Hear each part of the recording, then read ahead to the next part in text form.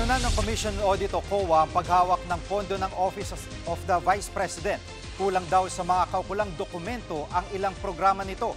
Live mula sa Maynila, nangunguna sa balita si Camille Samonte. Camille, ano mga programa ng OVP ang pinunan ng COA?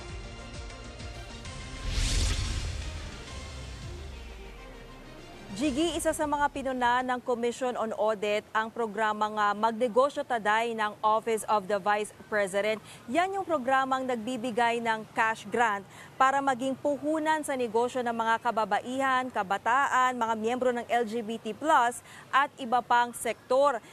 Base sa 2024 audit report ng COA, hindi gaanong nasuri ang 140 benepisyaryo ng programa kung sila ba ay qualified na makatanggap ng cash grant.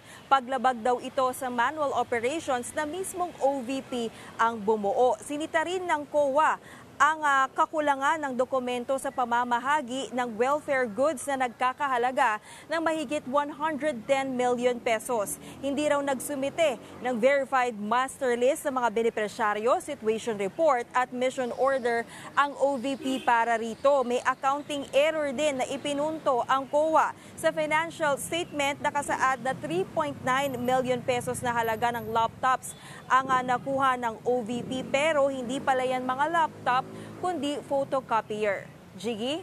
Camille, may reaksyon na ba si VP Sara sa findings ng COA?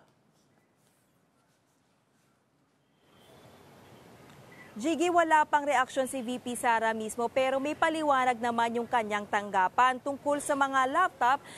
Clerical error lamang daw ang nangyari. Imbis na mga laptop, ang dapat daw na nakalagay sa report ay 12 donated photocopying machines worth 3.8 million pesos at isang desktop computer worth 92,000 pesos. Tungkol naman sa mga kulang na dokumento at iba pang issue sa kanilang mga programa, nangako ang OVP na ire-review nila ang kanilang policy manual para masigurong kumpleto ang kanilang documentation. Yan muna ang latest. Balik sa iyo, Jiggy. Yan ang ulat ni Camille Samonte live mula sa Maynila.